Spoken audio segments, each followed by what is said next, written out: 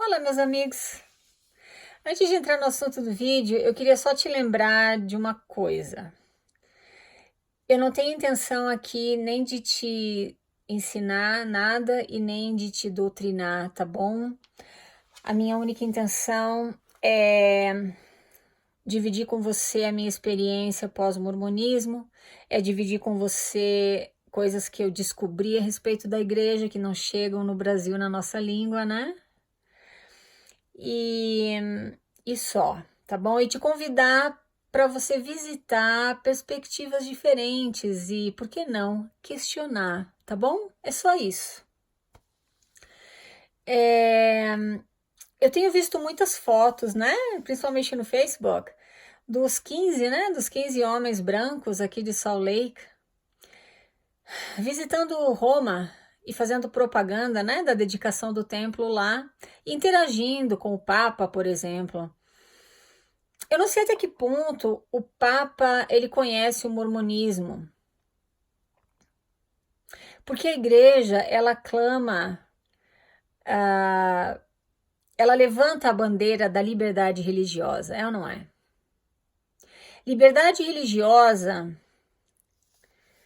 tem como conceito o seguinte: é o direito de escolher qual religião seguir sem interferência. Eu tô lendo porque eu queria passar para você o conceito que eu encontrei, né?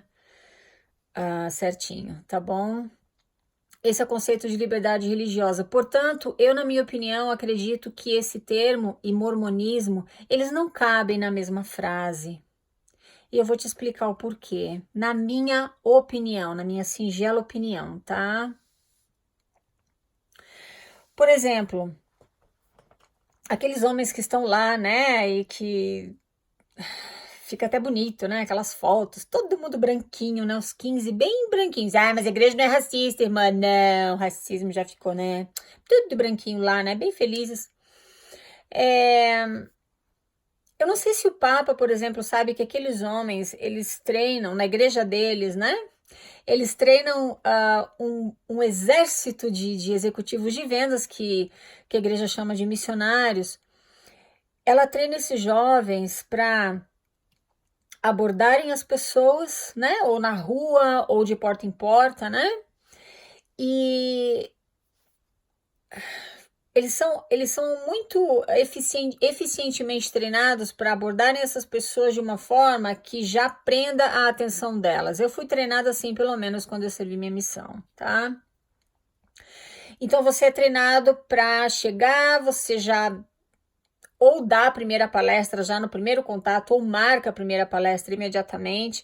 Na segunda palestra, você já marca o batismo, né, da pessoa. Eu não sei se mudou, era assim na minha época, tá? E digamos que você, como missionário, se depare com uma situação em que a família não quer saber dos missionários na casa. Porém, tem um membro da família que está interessado, ele quer ouvir a mensagem, ou porque é adolescente, né, gostou dos missionários, ou por qualquer outro motivo. A dupla, ela é treinada, a dupla de missionários é treinada para dar palestra para aquela uma pessoa, tá? Se eles não são bem-vindos na casa, então eles devem marcar palestra com essa pessoa, ou na casa de um outro membro da igreja, ou na capela, ou em praça, numa praça pública, né? Não tem problema, mas dá palestra e batiza aquela pessoa, tá? Mesmo que isso venha causar um conflito familiar. É claro que essa segunda parte eles não te falam, né, para não soar mal aos teus ouvidos, mas é claro que isso vem com o pacote, né, porque você já vai criar um atrito na família. Tudo bem.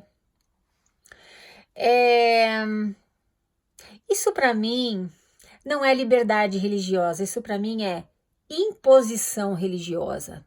Sabe o que seria liberdade religiosa, na minha opinião, nesse mesmo cenário? Os missionários, eles deveriam ser treinados no CTM da seguinte forma: olha, vocês vão abordar aquele pesquisador em potencial ou aquela família. A primeira pergunta que vocês precisam fazer, a primeira coisa que vocês precisam descobrir é se eles têm uma religião.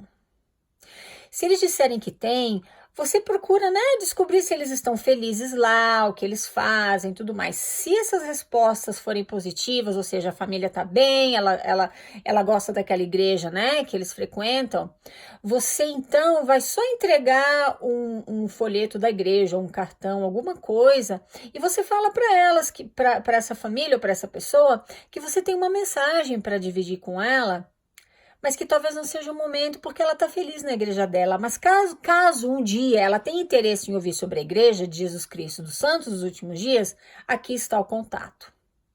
Na minha opinião, isso é liberdade religiosa. O que é praticado hoje em dia pela igreja mórmon é imposição religiosa. Nós temos a verdade e você precisa escutar, e você precisa aceitar, e você precisa orar e perguntar a Deus se é verdade. E se você não sentir que é verdade, é claro que o problema está com você.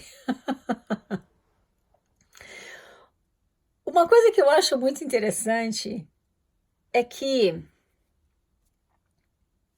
por exemplo, quando a gente comenta, quando eu venho aqui e falo para você, eu chamo o dízimo de mensalidade, né? Quando eu falo para você, eu conto para você histórias de abuso sexual praticado por líderes da igreja, por fiéis portadores do sacerdócio. Esse é o rótulo que eles têm. Quando eu falo sobre essas coisas para você,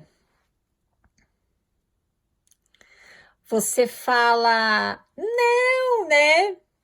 Mas aí, né, que bobagem. Outras igrejas também pedem o dízimo, né? Então tá tudo aqui, né? Tá na mesma igreja. Outras igrejas também pedem o dízimo, não é só a igreja, né? E dízimo é mandamento, lá, tudo bem. Ai, mas não é só na igreja que acontecem abusos sexuais. Então a igreja mórmon, ela tá aqui no mesmo nível das outras, né? Acontece escândalos sexuais em várias igrejas e não sei o quê, tá? Tudo bem. Acontece que aí você fala, mas eu sei que essa é a única igreja verdadeira e viva sobre a face da terra. Agora você está aqui em cima, agora a tua igreja está aqui em cima. Porque convém, né? Então por que que você não fala, a minha igreja é verdadeira, mas as outras também são? Por que que são usados dois pesos e duas medidas, né?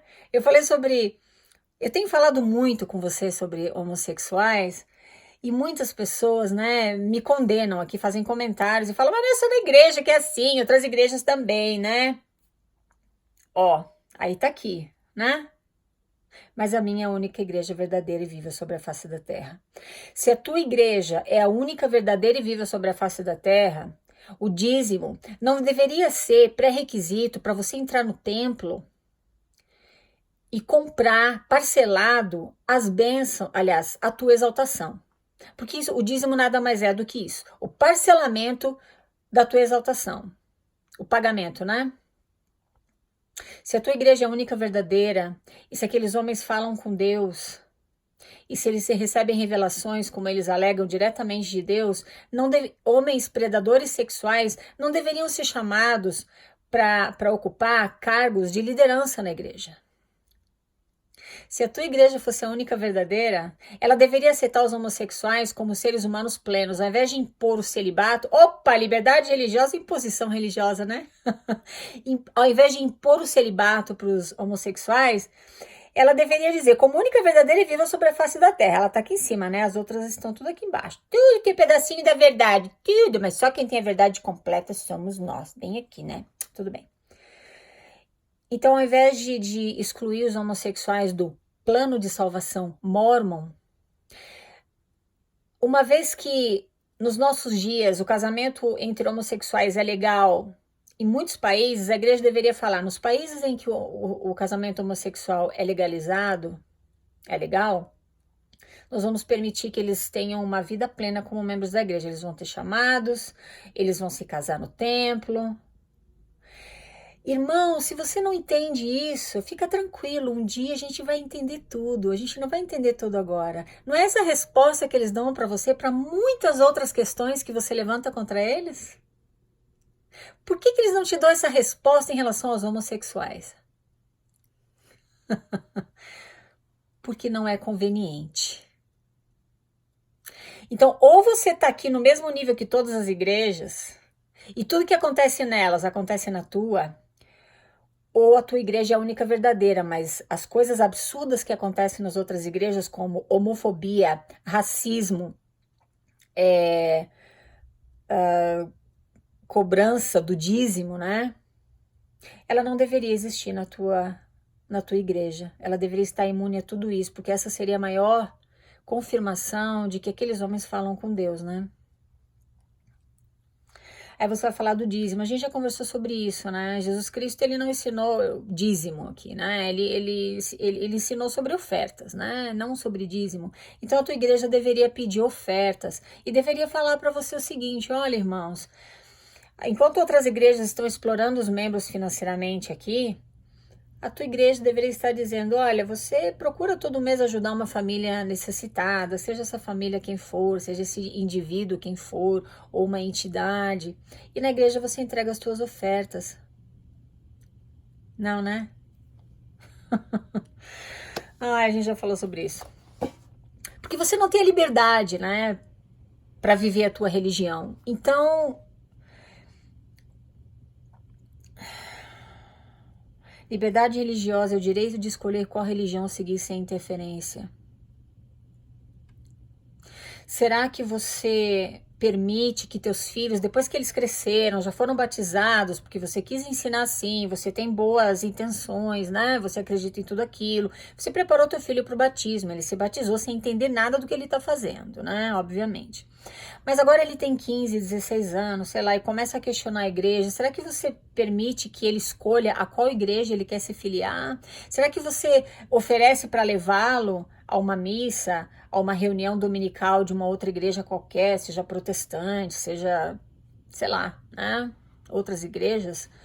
Você faz isso, você precisa inculcar na cabeça do teu filho que aquela é a única igreja verdadeira e é nela que ele tem que ficar. Você respeita a liberdade religiosa da tua família dentro da tua casa? Eu vou te dar a resposta por experiência própria. Você não respeita, porque você é ensinado a impor a tua religião e não respeitar a liberdade religiosa de quem quer que seja, muito menos da tua família, dos teus filhos. Então você impõe a tua religião a eles. Volto já na sequência.